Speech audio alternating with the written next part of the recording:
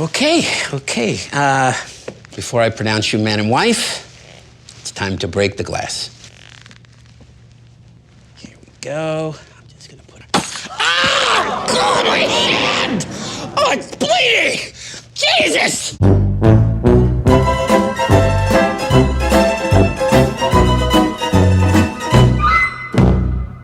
So, hi, Jeff. We're back. Hi, Susie. We are back. And we're on season 4, episode 9, The Survivor. Yes, which is, by the way, probably one of our top 10. People mention this to me still now. Back then, it was maybe our most popular episode up until then because people constantly were talking about that episode for a couple of years. I think, even though it's a great episode, I think more than the actual episode itself, it's the conceit of the episode, which is brilliant. No, without a doubt. You know what I mean? I completely agree with you. But people to this day come up to me and say that's their favorite episode. Yeah. Or this is their favorite episode. We start out, Larry is at the dry cleaner. Yes. And the woman behind the counter is Gina Gershon. Shlomo! What is taking you so long? My God! What the hell are you doing? Get out here! You are such a schmuck. Can't you do anything right? Is it so hard to keep this with that? Huts. How did Gina Gershon get this part? You know, I don't know. Okay, so... Aren't you friends with her? You were friends with her. No. Okay. I hosted what I think is the first... I'm pretty sure I was a roast master of the very first Comedy Central roast, I believe. Was that the Dennis Leary roast? Dennis Leary roast. I remember that. And she did like a song and a big dance recall. number. Yeah. Okay. So that's how I met her, and she was very nice and all this and that. So when we were looking for someone for that part, the Hasidic woman who is beautiful and sexy, she came to mind. I called her and I said, would you like to be on the show? I think you'd be perfect. And we're all talking about it and everybody really wants you. And she said, I'll let you know tomorrow. And the reason being is she didn't know the show. She'd never watched it, never heard of it. She called Dennis Leary, and said, what about this show? He said, yeah, I have to do it. The way he talks, you got to do it. You got to do it. And so she did it. And that episode is how we became very close. I see. So you were acquaintances with her before that acquaintances episode. Prior to. But I knew that you were friends with her, but that came after the fact. It's because of this episode we became tight. And may I just say, she was absolutely terrific in this episode. And I think she did another episode too. She did. But it was one of the castings where, in retrospect, you couldn't imagine any other person doing it. No other person. And I wish we could have had her on more. I love her, so. Well, it was a limited part. But she did do another episode. She did. Yeah. So we start out where she's yelling at her husband, Shlomo. Right. In a very Jewish, with an accent, a foreign accent. She's got the babushka on her head. But hold on, though. It may have been a foreign accent, but it was a made up. No, it's not that. It's just that that is a tone that every man who's married to a Jewish woman knows. And even though I tell people you're nothing like your character, you have to have moments like that. You just do. It's built into it's built into your DNA. Every Jewish woman has that side where you go, oh, okay. Go ahead. The guy who was cast as her husband, as Shlomo, was such a schlepper. He looks like a Shlomo, and she goes, I think to myself, well, this had to be prearranged because it makes no sense. What, the casting of him? No, or her calling him Shlomo. The fact that he was married to her because he's such a Shlomo. Okay, he's such a Shlomo. And let me just say, I have gone, in my family, we call it going Susie Green on somebody. And I have gone Susie Green on every one of my children at one point when they were teenagers, and at my husband at least once a year.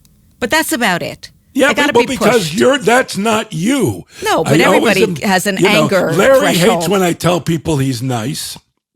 I know. And I don't know how you're probably like it that I tell people you're. Well, yes, because who wants to be that? Who wants to play that?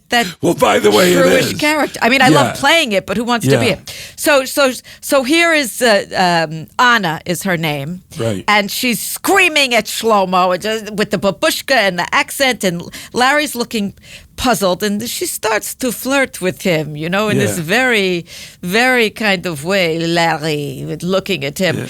And he needs to clean the suit, he tells her, because he's renewing his vows, 10 years married. And she says to him, "You're pretty fit, Larry. You're very fit."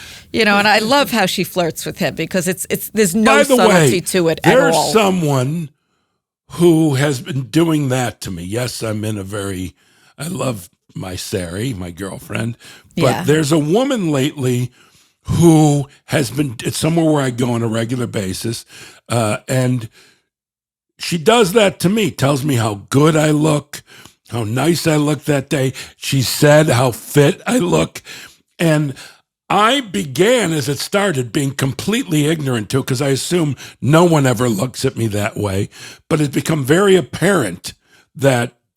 So it's very unusual for me. So does she wear a babushka? No. Okay. I almost sound disappointed, but nonetheless, no. Okay. So Anna continues to flirt with Larry. He's very fit, blah, blah. And she says he'll have it for him tomorrow. And he asks for his ticket. She's, "No need for a ticket. I know you. He's special. She's not going to forget him, and he doesn't need a ticket." Then he goes into the rabbi's office, and that's played by Barry Gordon. Yes, who, by the way, was a child actor. I know, in A Thousand Clowns. 1,000 Clowns with Jason him. Robards. Right. And didn't, win the Academy Award for that? Barbara Harris? I think she won the Academy Award for that. Terrific Best actress. Supporting Actor. Yeah. Well, and actually, I love to me, how a Hall of Famer. Speaking of improvisers, a Hall of Fame improviser. Yeah, she was a Second City. But I love, Jeff, how there's the Koufax jersey in the back of, hanging up in the rabbi's office. Because, of course, the rabbi has the only, famous Jewish baseball player. You're not missing the only. I know Greenberg. Hank Greenberg's the only other one that reached the level of Sandy Koufax. Right. They were both great players. I love that that's on the wall. I just found that a nice little touch. And Larry walks in singing some kind of... By the way, Larry has never been excited when I've told him different famous people who told me they love the show, until I told him Sandy Koufax loves the show. Well, of course. And then he lost his mind, which I initially did when I heard. It's amazing. Okay, keep going. Sorry. Because you know why that is? Because, I think that sports stars and rock stars are in a very different category than actors. Right. In terms of us being impressed. Yeah, because they're our peers. Like, I know Brad Pitt loves the show. He told me. And that's lovely. Yeah. But and by the way, yes, he told me. It's not Sandy Koufax.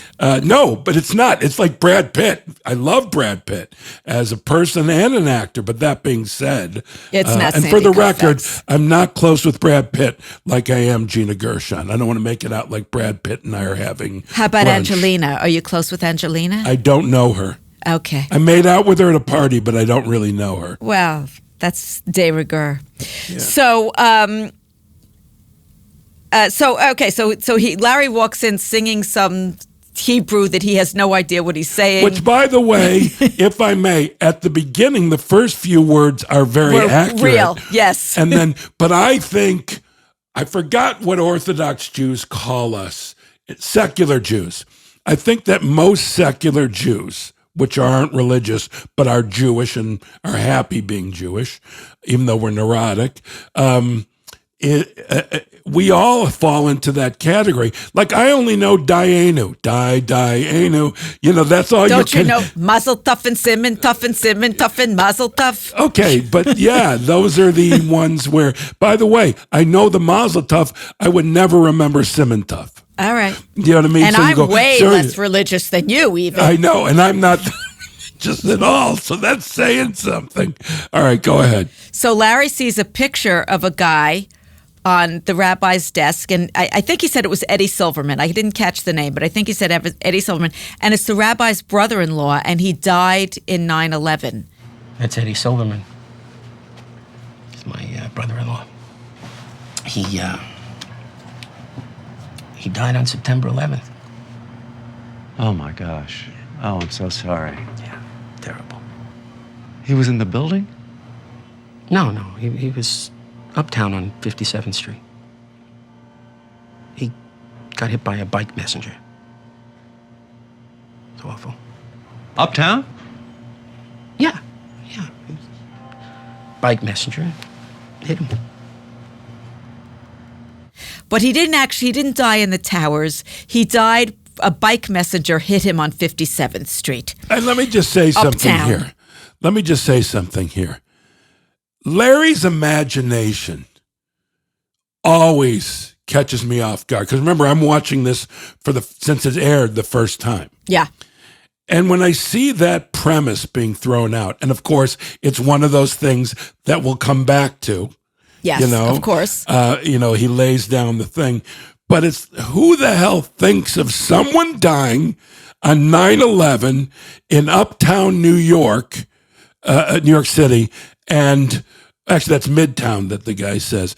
But nonetheless. Well, uptown from the towers, so. Well, uptown from the towers, yeah. But yeah, Midtown. It's just so funny. By the way, explain to the people where you are. I am now in the iHeart studio on West 55th Street. Yes. And the bike accident occurred on West 57th Street, 2 blocks north you're of where I am. 2 blocks away, yes. Yes. And then we get that information, and as we know, because we know the show, we know it's going to come back in some way. Yeah. And Larry then asks the rabbi about Cheryl giving him the pass. He feels troubled by it, and he feels almost as though she's challenging him, which she clearly is, because she doesn't believe for a second that he's going to get laid. But the only one who believes it is you. But by the way, how about how great Barry Gordon is? Terrific. Terrific. He's completely believable perfect. as the rabbi. Yes. So the rabbi, and Larry says, it's the only opportunity I'm going to get for the rest of my life to ever have sex with anyone for the rest of my life. And the rabbi tells him the story of Abraham and Sarah. And Sarah was barren. And Sarah said to Abraham, go to Hagar, have relations, whatever you want, get laid, do whatever you want. So Abraham set the precedent, and okay, but hold on a second here. There's no way that Larry David knew that story. No way. I'd go to Vegas and bet everything I know. So Barry Gordon had to have improvised that. Improvised it. With knowledge. Or it was completely made up. It sounds familiar. I think it's true. It's true. But still, that's not something that would have been in the outline. That's unless Larry had Laura do research on it. But Maybe. Nonetheless, I think that's something Barry Gordon improvised in that moment. Well, unfortunately, he's not on the show, but I would love to ask him that. And the rabbi says, accept it in the sense of generosity. And Larry's thrilled with that. I'm not a bad person. He's thrilled with that. And we established that the rabbi is coming tomorrow night to his house for dinner, which is a pre-dinner before the revowing. What is that called? Whatever. And the rabbi says to Larry, can I want to bring a friend over who's dying to meet you. He's a survivor. Right. Okay. And Larry's like, of course, bring a survivor. Why would he not? And then we cut to Larry is home. He's working on his lines because he's 3 days is or 4 days, whatever, a week, whatever. It's soon. The premiere opening night is soon. And there's a hubbub outside the bedroom, and Becky and her parents are arguing. Cheryl's parents are arguing, and Cheryl enters. How's it going? And Larry tells Cheryl about the rabbi bringing the survivor, and then he wonders, should they invite his father, Nat's friend, Solly, who is also a survivor? Do survivors like to see each other? Well, that's the classic line of that Do they talk scene. about old times? Yeah. Do survivors like to see each other? Do you like to see it? But again, that's Larry. Go ahead. How is Birkenbelsen as compared to Auschwitz? What do they talk about? Yeah. So do they like to see each other, talk about old times, or does it depress them? And Cheryl thinks that he should be invited. And she says, how are your vows coming along? And Cheryl starts to read some of her vows. So this is what I have so far. May I always have the wisdom to look past your shortcomings and appreciate all of the goodness you possess. We promise to continue loving each other unconditionally, not only throughout this lifetime, but after death through all eternity. We stand before you. What is that? What? What was that about eternity? We will love each other throughout this lifetime, but after death through all eternity. You mean this is continuing into the afterlife? Yeah, that's the idea. And one of the lines in her vows is, promise to love you till after death for all eternity. And Larry stops her. Eternity? And now he says, I didn't see this continuing in the afterlife. I thought this is over with death, and then I'll be single. And Cheryl says, we finally found each other. By the way, I think the great line, for all eternity wasn't in my plans. Wasn't in my plans. Like he had a plan for eternity. And by the way, I agree with Larry on this one. Mm-hmm. I think till death do us part is enough. It is, obviously. And, all eternity? But that's a long fucking time. Okay, but let's also establish this. That's what's important to her, you do it. That's all. Yeah, because there's no such thing as eternity. Yeah. And Larry says, I guess I had a different plan for eternity. I thought I'd be single in eternity. And he's like, can we take out the eternity part? And Cheryl's, no. Cheryl doesn't say it like you. Well, she was very short. She was very I sharp know, with that. but the way you said no sounded like Susie Green. Okay, so she says no. Yeah, that's better. That's much better. Okay, keep going. Then they're getting dressed for the dinner party, and Larry's in a lovely taupe suit. Did you say taupe? You said soup, taupe, I thought. Taupe okay. suit. Have you ever had taupe soup? Out here, Air One has a great taupe soup. Taupe soup, they would. Yeah. Only Californians know that. We don't have that in New York, you know. Yeah. Well, I'm just spreading the word of California.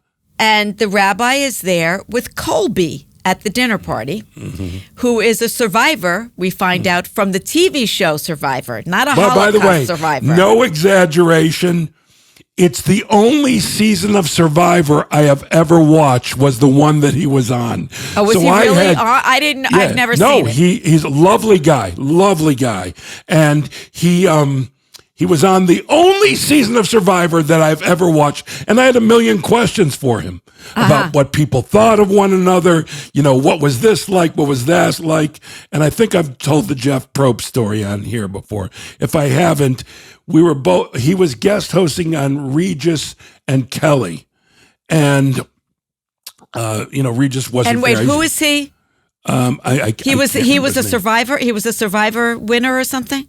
No, he's the host of Survivor, Jeff. Oh, okay. I've never seen all these years. And also a very nice guy. On the air, early on we're staying at the same hotel. And on the air, he mentions not only that we're staying at the same hotel, but what hotel we're staying at. On the air, he says that? On the air. And on the air, I'm like, why did you do that? What were you thinking? And that's where I came up with the name I use to this day. Don't tell. No, obviously not. At the front desk, the person would have to ask for this. And I changed it there, and it's been a delight because I don't know what it is, how people find out where you're staying, but at least once or twice, anywhere I go, someone will call the room just to see it's me. Could I guess the name? I bet you I could guess the name. I'm not going to say it now. No, I'm not going to say it now. I think it could be one of two names. That's all right. So he meets this Colby, who I didn't realize was actually on Survivor. I didn't know that. He was in Australia. And then I love that Colby says to him, "How's Jerry?" It's like, that's the last thing Larry ever wants to hear. How's Jerry? You know? Well, by the way, I get asked all the time, "How's Larry?" So I know how that feels. So do I. Yeah. Where's Larry? Hey, Jeff. By the way, people use that as a joke. Hey, Jeff, where's Larry? As if we would be. And when we do go into a restaurant, by the way, when we do go into a restaurant together, no one says a word. No, I know. They stare, though. Yeah. Well, but I'm saying, when we're all together at a restaurant, people are glued. Yes, to every move, Yeah. And then Becky, Cheryl's sister, is clearly starstruck by Colby, and she goes running over, and Larry then makes his way over to Nat and Solly, who is played by Alan Rich, who is a terrific character actor. For many years, yeah. Yeah, many years. And, I actually looked him up, and what I didn't know is he was an actor, and then he kind of left and went to Wall Street, and then he became an art dealer before he went back to acting. That's what we call a life. Yeah. That's a life, yeah. And Rodney Dangerfield painted houses. Well, no, he sold aluminum siding is what Rodney did. He was a tin man. He was a tin man, yeah. Oh, I always thought he painted. No, he was a salesman. My ex-father-in-law, who I still look like, I still love, and I miss him. He passed away a few years ago. He was a tin man. He was a tin man. And my career had stalled so much. This is before Curb. And I was so despondent about how you thought of going into the business? So I said to Marla, my ex, I said, if something doesn't move the needle for me in the next year, I'm going to go into business with your dad, which would have made him very happy. And I got to deal with ABC, and it's been groovy since then. You know what? I had this discussion with somebody the other day because we were talking about the strike. And at what point does one say this isn't working out in this business? It's a little different for us because we were stand-up, so we could always go out and make a living. Well, by the way, that's what I'm doing now. But you know what I'm resenting? Actors now going into stand-up. I know there's a desperation, but the minute the strike's over, they'll lose interest because it's too hard. But as stand-ups, that was the thing that attracted me to stand-up in the first place, that you could always go make a living. My ultimate goal, I'm a photographer. If people don't know that, I am a serious photographer. Although I have pictures of me. I'm on the set. Do you ever see me without my camera? It is constantly with me at all times. I put it under the couch cushion, wherever in between. And if I'm not on camera, I sit there and take pictures of anyhow, the point being, my dream ultimately, unless something big happens television or movie wise, my dream is just to be a photographer and a stand-up.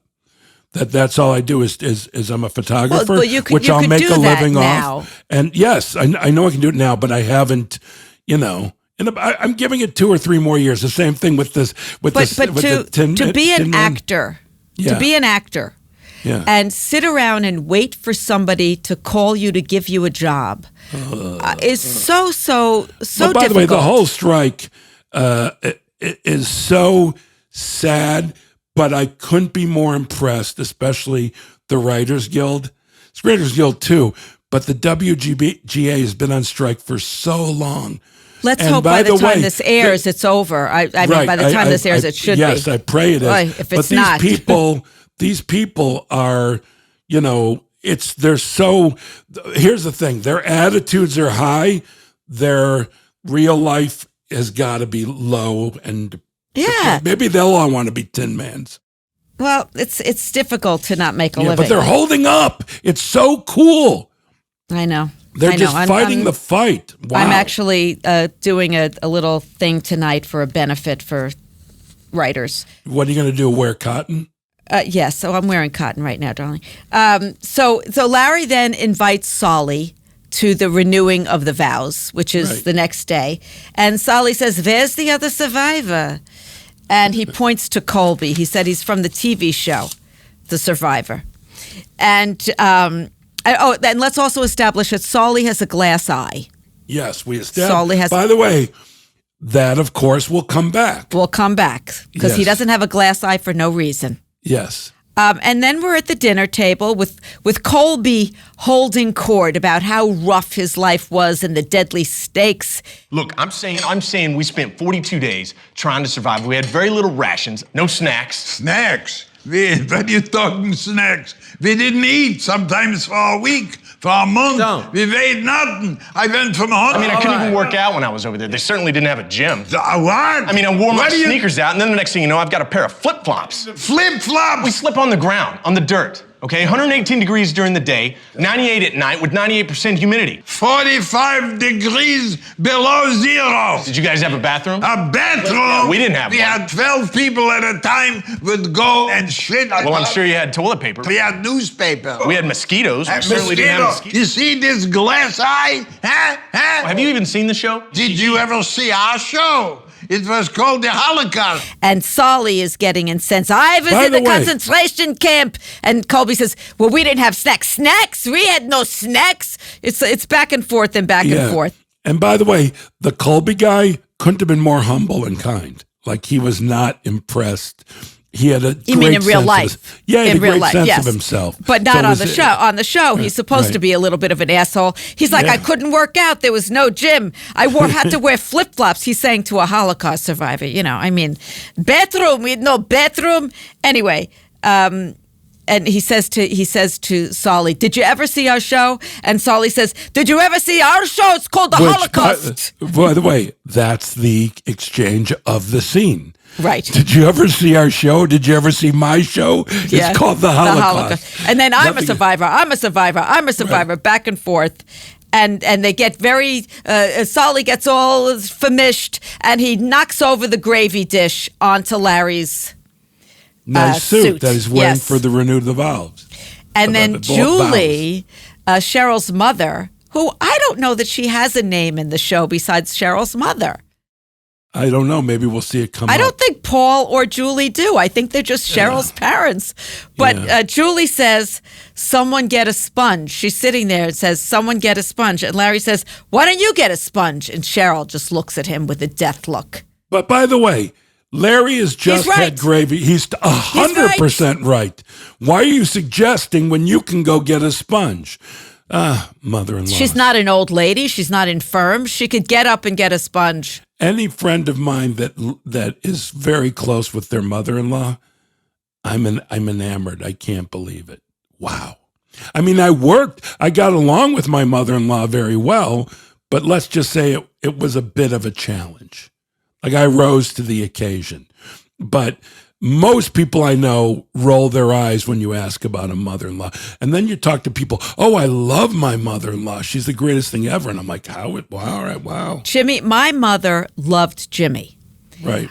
And she used to say to me, She didn't love me. No, she didn't love me. She used to say, you got so lucky with that Jimmy. And I'd be like, how about how fucking lucky that Jimmy got with me, Ma, okay? How about how lucky? No, you got so... But he was very kind to her. She liked him because he would go over and hang her pictures and fix things and all that. But, all right, so it's the next day. The rabbi wants to start the ceremony by noon, and Larry's suit is missing. He can't find his suit. And... so Cheryl says, well, why don't you go get it? I'm wrong. Sorry. Cheryl went and picked up the dry cleaning. And he's looking at the dry cleaning ship. His suit is not there because Anna didn't give him a ticket. Yeah. So his suit is, Shlomo didn't give the suit to Cheryl with the rest of the dry cleaning because there was no ticket. And Larry's like, well, she didn't give him a ticket. And he says, but I see their van on Ocampo all the time. Ocampo is a block in Pacific Palisades. Right. And maybe they'll open the store for me. And it's Shabbos. Let's not forget they're Hasidic, and it is Shabbos. It's a Saturday. Larry shows up at their house on Ocampo, and he rings the bell, and Anna comes. She's smoking a cigarette, and she's got the shmata on her head. And she's Larry. Again, she sees him. What are you doing here? And he's sorry to bother her on the Sabbath. And she's like, he wants to get the suit. How can I get there? He says, I'll take you on piggyback. And Shlomo is at shul. So Would you like she to come says in to her, and you have want a to come in drink? for a drink? Yeah. She's very, very following the Sabbath. Yeah. And he said, I can't. I'm renewing my vows, 10 long years. They get the suit, and he leaves, and he passes by you at the trunk of your car. An open trunk is open, and he tells you about Anna and that he has the rabbi's blessing because he apparently made a date with Anna to be his anniversary gift. And you say to him, you need to get a sheet. And I come out in rollers, looking very attractive. And I'm like, Jeffrey, with the bags in the car and blah, blah, blah, blah. And then you call me over and you ask me about the sheet. How do the Hasids make love? What do you mean? When Hasidim make love, how do they do it? Oh, with the sheet you're talking about? Yeah. They put a hole in a sheet and there's through that. You're kidding. You didn't know that? I thought it was a myth. No, it's not a myth. They cut a hole in the sheet. The man puts the penis in. They can't touch each other, Larry. It's a religious thing that they do. What do you guys talk about? This is what you talk about? No, it just came up. The subject came up. It came up. Help me with the bags, all right? And I was like, this is what you guys talk about, fucking through a sheet. But no, but I you confirm, said to him, yes, that's how the Hasids have sex. They put a hole in the sheet. That's something we've always heard. Let's just tell our audience who might not know this. Well, by the way, it might be true. I don't know. think it's true. I don't think it's true. But really, I've always heard that. I don't know. There is an urban legend, let's say, that the Hasidim have sex with there's a hole in the sheet for the penis. They don't touch each other. The man puts the hole in the sheet, and that's how they fuck. I wouldn't that's be what we've surprised always if heard. it's true. I don't think it's true. All right, well. Caller, viewers, write in and tell us. Write in? When? What world do we live in where, we get a lot of letters down at the station? Well, whatever. So you tell him he better show up with the hole cut beforehand. Yeah. And then then we're back at his house, and Cheryl tells Larry that her mother is not coming to the renewal of the vows because she's upset about the sponge comment. Mm-hmm. So Larry goes to apologize to Mom. He calls her Mom. And the survivor confrontation made him flummoxed, and even though you were right by the kitchen, and she says, you don't like me. And, he says, I'm a people person. Come on. And he says, come on, let's go. And she starts laughing. But he also has to say, and next time you'll get the sponge. Next time you'll get he can't let it go. He can't let it go. Which is classic. But my favorite moment in that scene is him grabbing her nose. Like squeezing her nose. Yeah. Being thing, playful. God bless him for getting out of that one. And next, they're all in the limo, and Solly is in the limo. Solly and Nat and Cheryl's parents and Becky and Larry and Cheryl. And Cheryl has a big glass of red wine that she's drinking. And the sun starts glaring into Solly's glass eye. You could see him. He's making weird motions. Hold on. The setup is also... See, I never really noticed that she was drinking wine. I didn't notice. But Larry is obsessed the way he's shaking. The way Solly is shaking. The way Solly is shaking, that's all Larry can stare at. What Solly is doing is he's doing a dyskinesia kind of a thing. Right. Which happens to people for various reasons. Okay, I know. Can I also go on record, and I'm being humble with this, never heard the word dyskinesia. And let me tell you something, it sounds like an island I'd go to. Where are you off to? Dyskinesia is involuntary movement. It happens like my brother has it from Parkinson's disease. It's not the trembling of Parkinson's. It's you get the dyskinesia with Parkinson's from taking too much of the medication. And that's when you start to get this, it's involuntary movement. The sun starts glaring in Solly's eye. And Solly thinks that Larry is making fun of him. Why? Because Larry's doing what? Larry starts doing weird movements. He moves his arms around like to block the sun. He's doing this to block the sun. What is he doing? He's mimicking me. Why are you mimicking me? No. The light from your glass eye, it's reflecting on me. You're making fun from me. No. I don't like this here. I don't want to be here. No more. Hold it! Stop the car! Solly, please. Don't get up. Solly. Somebody get a sponge. And then Solly, you're making fun of me. Stop the car. I want to get out. And the car stops fast. And there's red wine all over Larry's suit.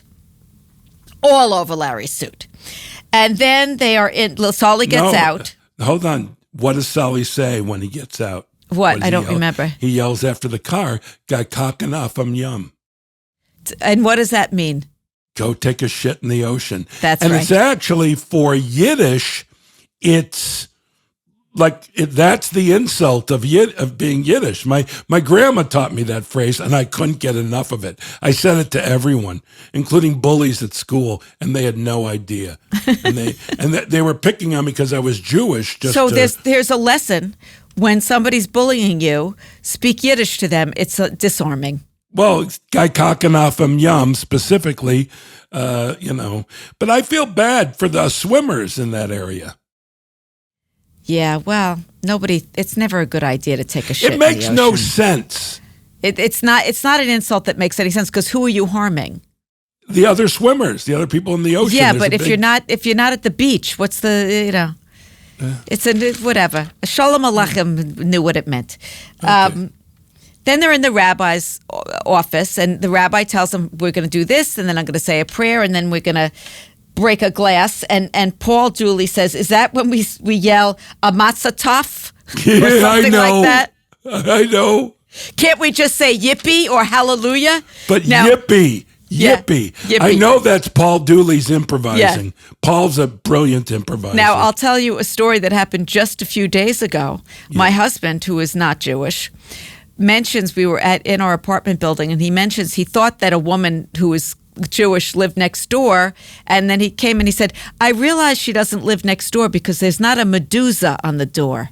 Oh, and I said, a what? I had no idea what he was talking about. He said a medusa.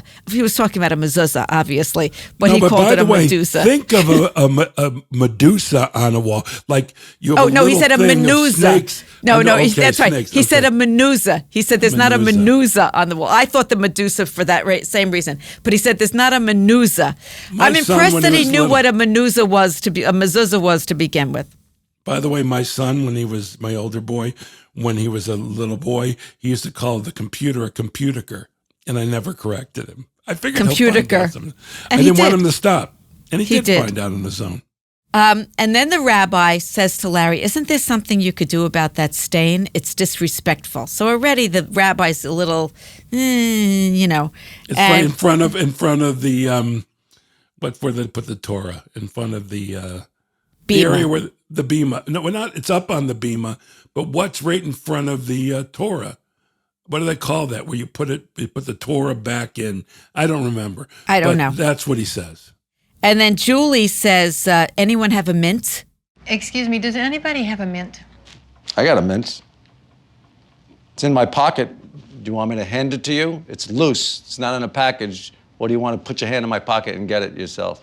You got 3 options. You can do one of those 2 things, or you can refuse it. There you go. Oh. Cheryl, honey, would you reach into Larry's pocket for an unwrapped mint? Sure. This is fine. Thank you, darling. Great. So, a loose mint. And this is... She's so off the wall at that character. Right. She's just so... Well, a mint is... And I'm sure this sounds like what Larry wrote this. And this is so insane what this moment of the scene is to me. I don't know anyone who can imagine creating this scenario. I don't. Because it has nothing to do with the sponge. Nothing. It's self-contained and it's pure insanity. Because he has a loose mint in his pocket, but it's a loose mint. So he says it's a loose mint, and then Julie asks Cheryl if she would take the loose mint. No. But say the 3 things that Larry's offers. You have 3 choices. Oh, I can get it out for you. You can stick your hand in my pocket and get it out, or you can refuse it. So 3 choices. Right. And then she looks at Cheryl. Cheryl, would you reach into his... Fourth choice. Yeah. Yes. And then they're all ready to do it, and Larry says, let's roll. To which the rabbi gets very insulted. That went down in Pennsylvania. That's what they said. That's right. Because they decided to attack the people, yeah. And, it's interesting because this is not going to air right now, but we are today is September 12th. Yes, we're a day after 11th, 9/11, which was 22 years ago. And I think that people forget things like that, the let's roll and stuff like that, because it was 22 years ago. That one... Actually, I don't think people forget that. I think younger people have no idea about it. But my kids don't. All the things from September 11th, not only where you were, like Kennedy, when Kennedy was shot. I was alive then, but I was like a year and a half, so I really don't remember. I remember where I was. Where were you? I was in 3rd grade. Oh, and I was in 3rd grade. Class? Well, what I remember my teacher, Miss Costello, and the teacher next door, Miss Steinglass. By the way, ironically, my teacher was Miss Abbott. Why is that ironic? Abbott and Costello. Yes, okay. God darn. That was an easy one.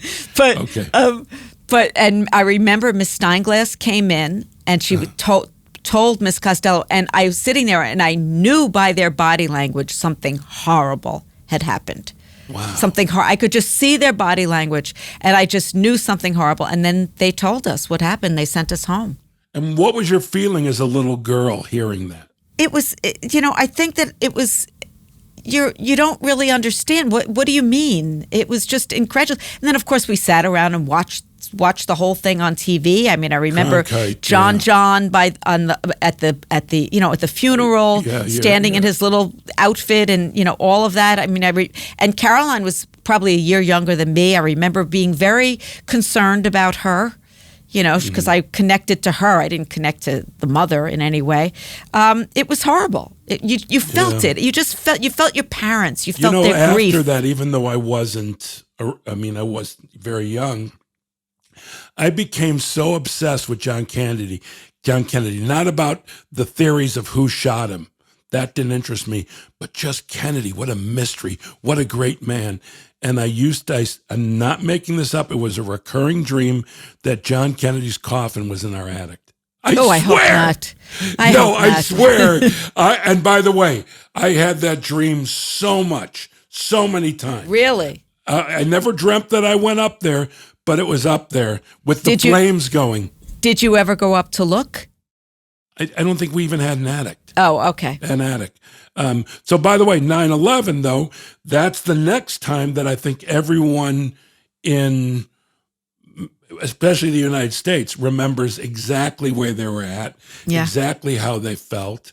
I remember being very angry. I was on a show then. We were doing Curb, but I was in Chicago when it happened. We weren't shooting Curb at that moment. No, but I actually got hired. This is what I got hired to be on a show called What About Joan? And I remember on September 11th, we had rehearsal. So I thought for sure it's canceled. No, they had us come in. And they made us rehearse, but the way they justified it is a moment of fucking silence before we rehearsed for everything that happened. That's wrong. And I thought, wrong. And by the way, right then and there, I was furious, and I thought, I'm going to go home. I'm going to go home. And it's like, this will mean nothing if I stand up for this, because it's a corporate decision, not any individual. Do you want to know where I was? What? I was in Ann Arbor, Michigan. I was actually in my hotel room watching CNN when I saw the thing. But I was in Ann Arbor, Michigan, doing the vagina monologues. By the way, do you have a friend who made more fun of you for doing that show than me? I don't know. I made so much fun of you when you were I don't doing remember that. Because I thought, well, we actually come to it. That already happened. That already happened with the vagina Yes, it was in the episode with the incest episode. Yeah. They were doing the vagina monologues. No. That's later on, because I get Cheryl the job in the vagina monologues. But I got to tell you, any right-thinking man made fun of that show, just like the penis puppet show, whatever that was called, where the guys perform puppets with their wieners.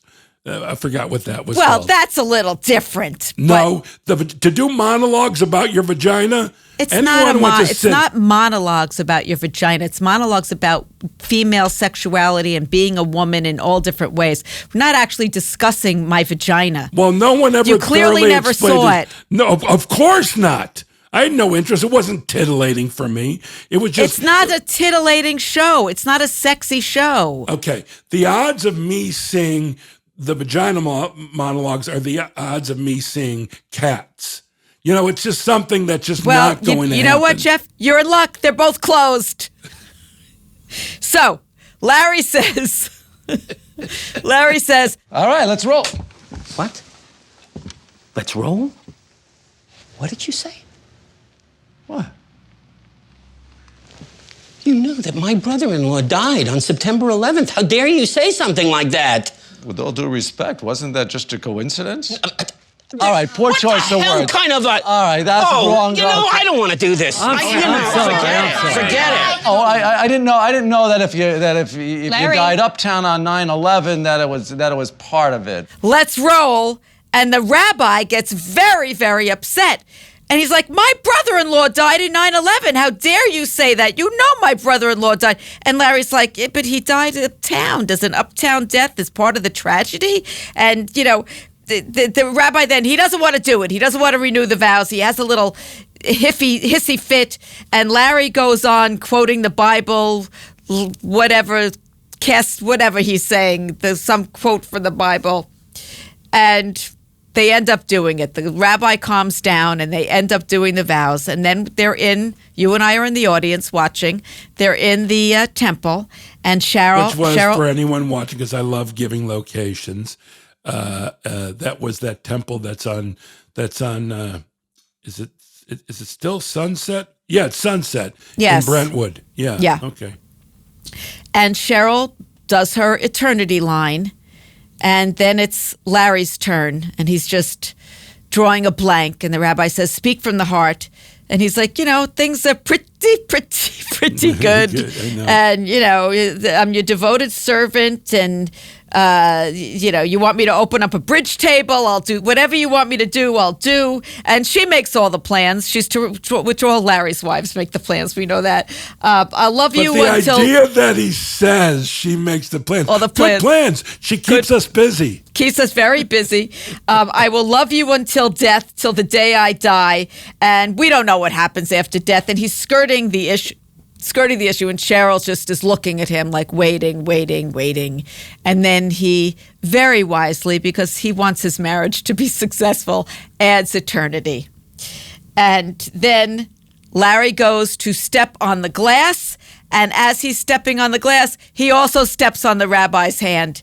And there's blood spilling all over. There's blood all over his pants. And Larry says, somebody get a sponge. And he indicates to Julie. But, of course, she doesn't move. And then by the way, this episode, there are so many moments you could end the show. There were that could have been an ending outs. right there. I know. Yeah, there's so many outs.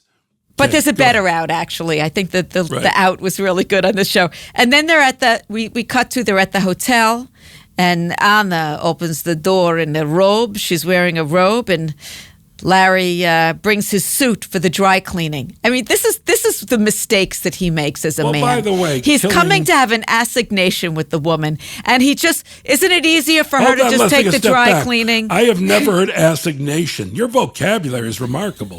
What's an assignation? A tryst. A tryst. Okay. Yeah. All right, I know tryst. And she's not happy about the dry cleaning thing. You know, she's not happy about it. He's coming to fuck her. Don't bring your fucking dry cleaning.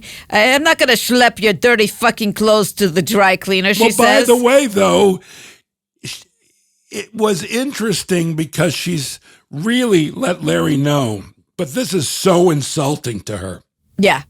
Because would do anything for Larry, but this is crossing the line. Well, she says in fuck or suit. Yeah. Fuck or suit. Okay, by the way, also, when he uses the phrase, kill two birds with one stone, as if he was actually picking up something from her, and he thought, I'll drop this off. Drop it off, off. It's insulting. Yeah. It's insulting. It's insane. He's getting laid. It's insensitive. And then she says, let's go. I don't have all day. And so Larry goes into the other room, and he comes back out, and he's got it wrapped in a sheet. Where'd you get the sheet? Linen store. Who brings a sheet to a hotel? And what's it? There's a hole there. Yeah. Because you're Hasidic. What, do you believe that stupid shit? What kind of fucking idiot are you? And she's like, where'd you get that sheet? And then he says, this just made me laugh, the linen store. Oh, by the way, we didn't add that line early on when I suggest to him he should get a satin sheet. He goes, that won't be good, all the slipping around. Yes, yes. He says the linen store. And then she says, then there's a hole in it. And he's like, yeah, because you're Hasidic. And then, she's like, that's bullshit. We don't do that. And then we hear rumbles. We hear an earthquake rumble. And then next thing we know, they're out in front. He's wrapped in the sheet. She's in the robe. And who happens to be there who was staying at the hotel but Colby? And he sees him. He's like, hey, Larry, we survived. That's the out. That's a great out, I think. Well, by the way, it's a great episode. It actually is a great episode. It's a great episode. There's no fat on that episode. It is so delightful. And even though there's a lot of callback stuff with all that, it's very tight.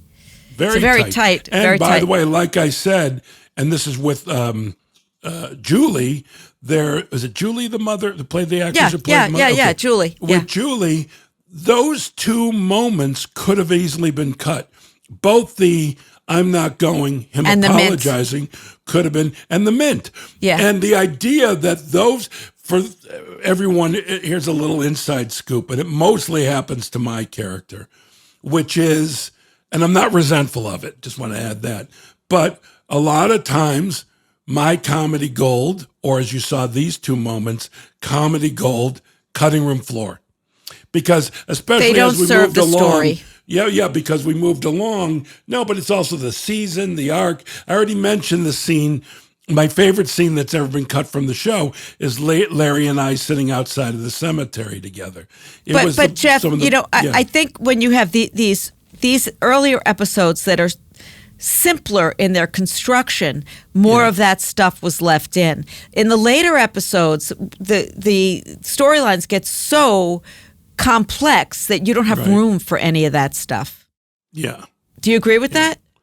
Yeah, and I can also say, because I'm laughing hard at these, and I love every season, but I was not a fan of it becoming more intricate and complex and long. Yeah. Our outline started out at 7 to 8 pages, and by now they're the about end, 12, 15. No, they were easily always 15 to 20, and so that's a lot of meat. I mean, they were shooting I say they. We were shooting an episode, and we were shooting a 45-minute episode. Yeah. And so lots of stuff got cut. Yeah, and what I now, like this past season 12, I remember reading the outlines and thinking, this is a fucking monster. How are we going to shoot this? By the way, especially the last 3 episodes, and especially number 10. But which I think, by the way, everyone can look forward to that. But I think that's a masterful episode, and how Jeff Schaffer pulled that off, I have no idea. I agree. All the levels to it. But you read it and you go, how are we going to do this? And we did it. It was amazing. And I don't know when this is going to air, if this airs before that or after that. Well, by the way, I think this show started airing, because this is way past that, in October. We're set to open in January of 2024, but with the strike, and I know we're going to have reshoots, I don't know that that's going to happen. Yeah, we'll see. I don't know, and speaking of final episodes of a season, next week we are going to do episode 10, which was also a big episode, and we'll talk about it next week. We'll talk about it next week. There's some inside scoop that I have, and also one of my favorite moments of the season. So stay tuned. We'll see you next week. See you next week.